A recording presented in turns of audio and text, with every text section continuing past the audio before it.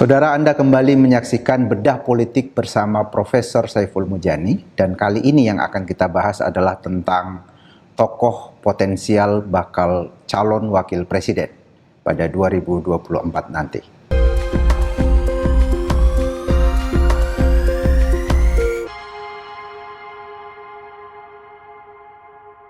Profesor Saiful, kita sekarang tahu bahwa sudah ada ya muncul setidaknya 3 nama yang sudah diusung oleh partai-partai politik untuk menjadi bakal calon presiden.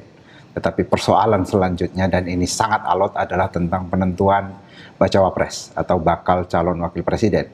Di antara 3 nama yang sudah diusung sebagai baca pres itu ada Ganjar, Prabowo Subianto, dan Anies. Tidak ada satupun yang sekarang memiliki tokoh yang definitif untuk menjadi bacawa pres mereka. Ada banyak yang mengatakan bahwa persoalan bacawa pres ini akan sangat alot, akan susah sekali dibicarakan karena mereka mempertimbangkan bahwa bacawa pres ini kira-kira bisa mendorong peningkatan dukungan publik pada baca pres yang didampinginya. Nah, melihat perkembangan ini, Pak Saiful, pertanyaannya adalah dari sejumlah nama yang beredar, mana di antara mereka yang kira-kira bisa lebih kompetitif ya untuk menaikkan suara baca pres yang didampinginya dibanding dengan yang lain? Oke, Bung Saidiman, terima kasih. Kita tahu bahwa ada 3 calon presiden yang paling kompetitif, Anies, Ganjar, dan Prabowo, gitu ya. Nah, sekarang mereka sedang diskusi tentang siapa yang harus mendampingi siapa, kira-kira kan kayak gitu. Sejumlah nama sudah banyak didiskusikan, muncul di masyarakat, dilaporkan oleh media massa secara luas adalah seperti berikut ini. Saya pantau, Bung Saidiman ya. Kita melihat bakal calon wakil presiden untuk nama-nama di atas ya, disesuaikan tentu saja. Ada berapa yang bisa dengan Anies, dengan Ganjar, atau dengan Prabowo. Saya mencatat di sini ada nama Ahmad Heriawan, itu diusulkan oleh PKS untuk jadi wakilnya Anies, gitu ya. Walaupun mungkin tidak terlalu gencar di media opini tentang Ahmad Heriawan ini, tapi ini aspirasi dari PKS dan menurut saya harus dipertimbangkan karena PKS penting di dalam koalisi pendukung Anies tersebut, Bung Saidiman. Yang kedua adalah ada AHY jelas gitu ya, mengajukan dari Partai Demokrat agar menjadi wakilnya Anies Baswedan. Saya memperhatikan Erlangga. Erlangga adalah ketua umum partai dari Partai Golkar. Partai Golkar adalah partai dengan perolehan suara terbanyak di DPR, untuk kursi di DPR maksud saya. Dan oleh karena itu wajar dipertimbangkan, karena sampai hari ini pun Erlangga belum diputuskan menjadi calon wakil presiden. Dengan berkoalisi dengan siapa itu belum, dan oleh karena itu kemungkinannya kalau tidak jadi calon presiden, dia akan menjadi calon wakil presiden, dan amanat dari partainya kira-kira seperti itu. Kemudian ada nama Andika. Ini saya buat alfabet, Bung Saidiman. Andika pernah muncul namanya, walaupun sekarang jarang lagi kedengaran, tapi pernah muncul di lingkungan Nasdem, gitu ya, di lingkungan koalisi perubahan untuk mendampingi Anies. Kemudian ada Erick Thohir. Erick Thohir ini udah disosialisasikan, dan Erick Thohir sendiri sudah saya kira cukup banyak melakukan sosialisasi, dan ada partai yang sudah mengusungnya untuk jadi wakil, dalam hal ini oleh PAN. PAN itu menjagokan Erick kira-kira begitu sebagai calon wakil presiden kalau PAN harus berkoalisi dengan siapa, sebut misalnya dengan Ganjar, dengan PDI Perjuangan, atau dengan Gerindra, dalam hal ini calon presidennya Prabowo. PAN mengajukan Erick Thohir. Kemudian kita punya di sini Hovifah. Kenapa Hovifah? Ini secara alfabetikal, Bung Saidiman. Hovifah ini dibicarakan, didiskusikan secara serius di Nasdem, ya, di koalisi perubahan. karena dia gubernur Jawa Timur, provinsi yang besar. Kedua setelah Jawa Barat gitu. Dan logis kalau dipertimbangkan. Juga ada unsur dia adalah tokoh NU juga gitu ya. Jadi unsur NU menjadi penting dipertimbangkan karena ormas besar. Kemudian setelah Khofifah adalah Mahfud MD. Mahfud MD ini juga banyak didiskusikan, banyak disebut juga misalnya oleh Mbak Puan disebut sebagai salah satu tokoh yang dipertimbangkan. Kemudian kita melihat di sini Pak Muhaimin Iskandar itu sudah diharapkan dan diusung, bahkan sudah membentuk koalisi dengan Gerindra, di mana calon presidennya ada Prabowo, dan diharapkan menurut versi PKB, Pak Muhaimin Iskandar menjadi calon wakil presiden dari Pak Prabowo Subianto. Kemudian berikutnya adalah kita mempertimbangkan Pak Said Akil Siroj, itu mantan ketua PBNU, karena setidak-tidaknya untuk PDI Perjuangan itu ada tradisi yang cukup kuat, mempertimbangkan tokoh senior NU untuk menjadi calon wakil. Yang terakhir tentu saja adalah Pak Ma'ruf Amin sebagai contohnya. Gitu ya. Di samping pengalaman yang panjang, bagaimana PDI Perjuangan mengapresiasi tokoh-tokoh dari NU ini untuk menjadi pemimpin nasional. Nah, ada Pak Sandiaga mungkin juga. Pak Sandiaga belum belum lama ini sudah resmi bergabung dengan P3 dan P3 berharap dan menjagokan Sandiaga menjadi calon wakil presiden dari Ganjar Pranowo. Di samping Sandiaga adalah ketua PBNU yang sekarang, Yahya Stakuf, gitu ya. Ini tidak banyak yang membicarakan, tapi kita masukkan dalam kategori sebagai tokoh NU, Bung Saidiman. Kira-kira itu yang akan kita tes. Kalau nama-nama lain di luar ini, Profesor Saiful, misalnya Ridwan Kamil atau TGB misalnya, yang juga mulai disebut. Ridwan Kamil itu menarik dan penting karena gubernur dari provinsi provinsi paling besar ya, Jawa Barat dalam hal ini. Cuma kita menghitung Ridwan Kamil itu berasal dari Partai Golkar. Gitu ya. Jadi kita mempertimbangkan Partai Golkar lebih utama mempertimbangkan ketua umumnya untuk jadi wakil ya. Walaupun bisa jadi menurut pilihan masyarakat Ridwan Kamil lebih bagus, tapi kan dalam kasus kita tidak ada satu partai yang diwakili oleh dua tokoh, kira-kira kayak begitu, Bung Saiman. Tapi bisa kita pertimbangkan dalam studi-studi berikutnya tentang Ridwan Kamil ini misalnya ya. Kalau ada aspirasi yang kuat yang berkembang tentang itu Bung Saidiman ya. Termasuk dengan Tuan Guru Bajang ya yang. Tuan Guru Bajang itu juga menarik. Dia tokoh ya di luar Jawa, dari NTB, provinsi yang cukup besar juga, dan udah punya pengalaman 2 kali jadi gubernur, dan dalam beberapa hal mungkin tokoh Muslim juga gitu di Indonesia, dan itu faktor yang perlu dipertimbangkan. Cuma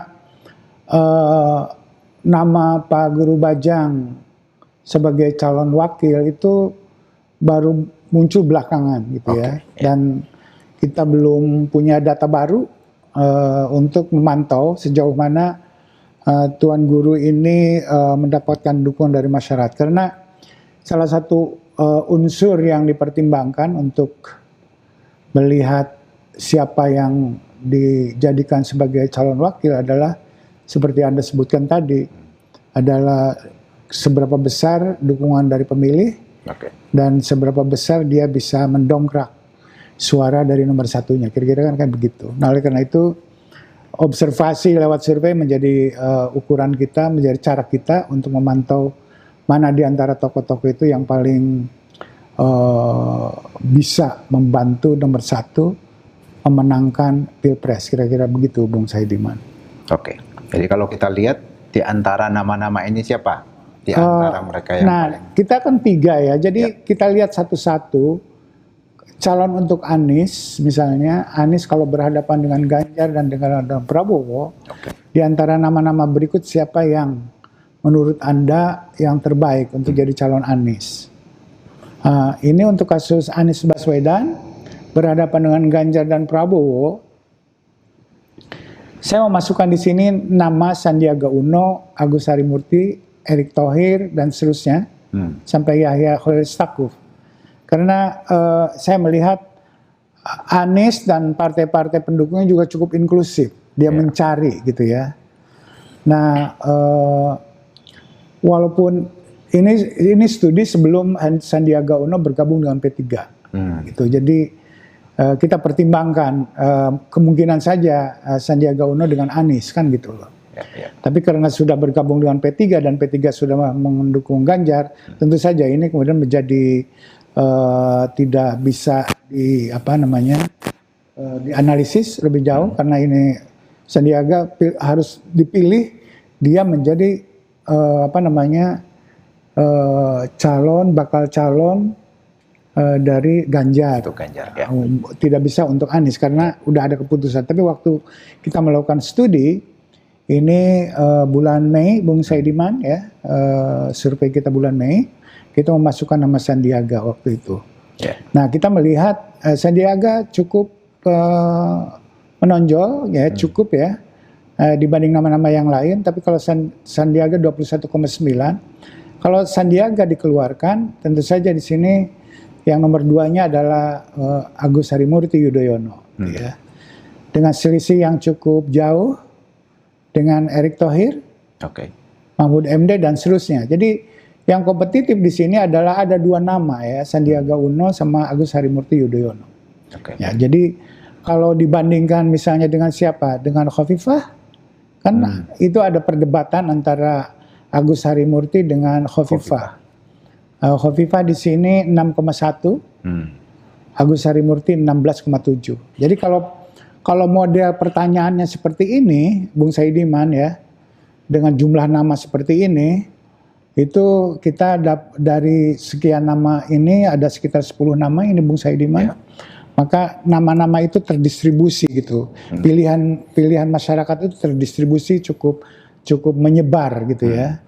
Dan tidak ada yang terlalu menonjol dalam hal ini. Jadi tidak ada yang mendapat dengan selisih misalnya 10% gitu. Itu tidak ada. Tapi nantinya kalau dibuat harus jadi lebih sedikit, pasti akan ada yang cukup menonjol, kira-kira begitu. Tapi setidaknya dari 10 nama ini kita lihat ada 2 nama yang paling atas. Yang paling atas. Dan karena Sandiaga sudah bergabung dengan koalisi PDIP, maka yang paling atas AHY. AHY sementara ini. Kalau model pertanyaan seperti ini, gitu Bung Saidiman ya.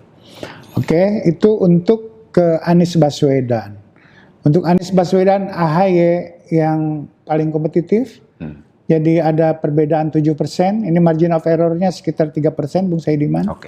Jadi itu signifikan perbedaan itu. Ya. Antara Erick dengan Agus Harimurti, gitu ya. Berikutnya kita Ganjar Pranowo berhadapan dengan Anies dan Prabowo Subianto. Nah, kita tahu ya PAN, kita dari opini yang berkembang adalah atau harapan yang disampaikan oleh PAN ke publik adalah agar Erick menjadi calonnya Ganjar. Kira-kira kan kayak begitu.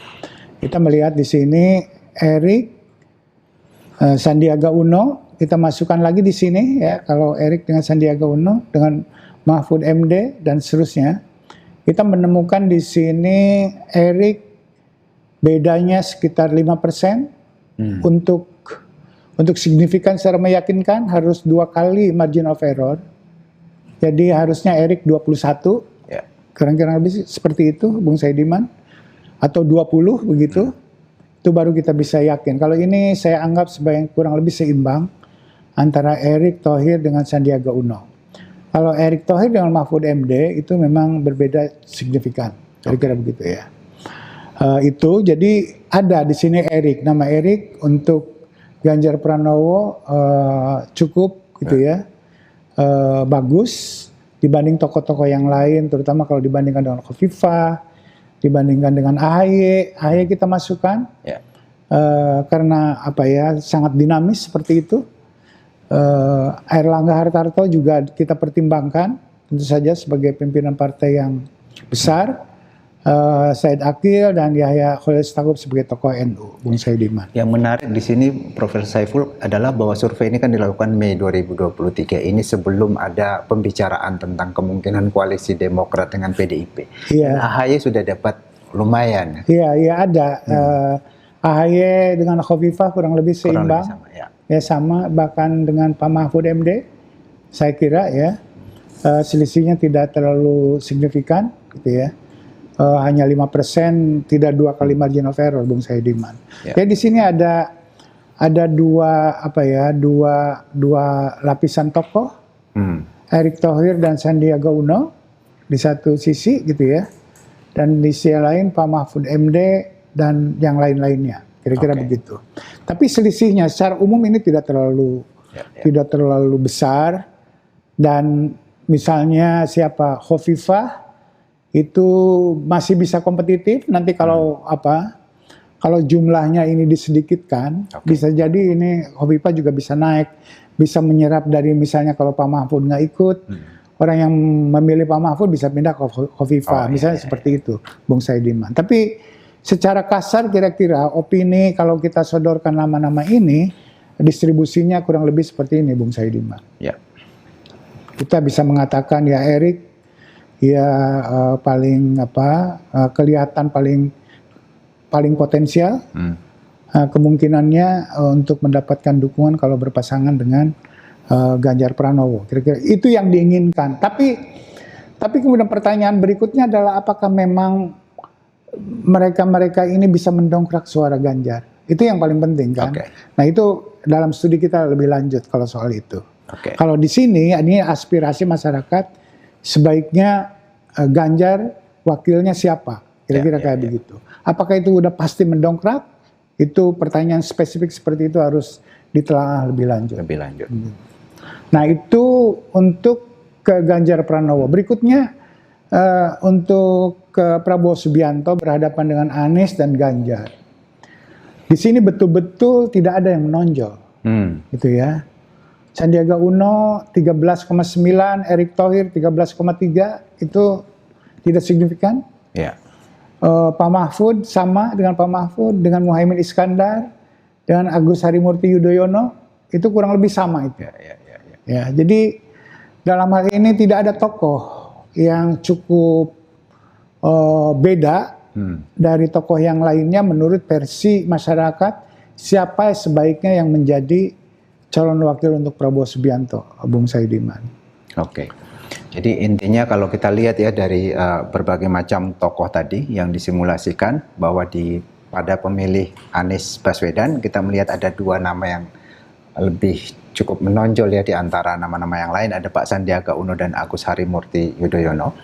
Tetapi di sini ada problemnya, Pak Sandiaga Uno kan sekarang sudah punya partai dan partainya mendukung Pak Ganjar, karena itu yang posisi di atas sekarang untuk sementara adalah AHY.